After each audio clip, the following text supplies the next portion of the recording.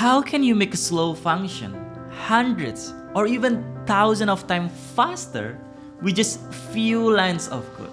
No, it's not a magic. It is a programming technique called memoization.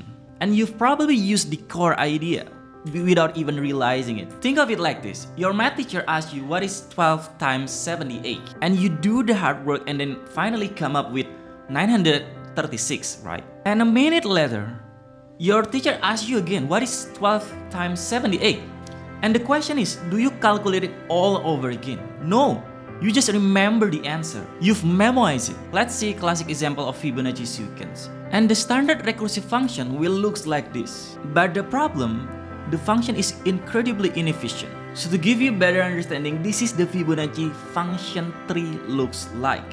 So if we call the Fibonacci 5, and then it has to calculate the Fibonacci tree 1 and 2 times, and then if you take a look, the Fibonacci 2 is calculated 3 times basically. It's redoing the same work over and over again. Now let's fix this with memoization. All we need to do is cache the result of the calculation. First thing first, we're going to check whether or not the result is in the cache or not. If it's not, then we calculate it just like usual.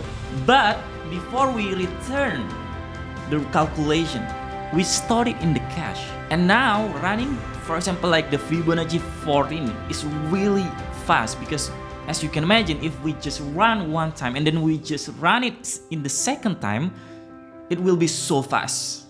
But again, it all comes with trade-off. We reduce time, but we using a little bit of the memory usage. So have you ever wondered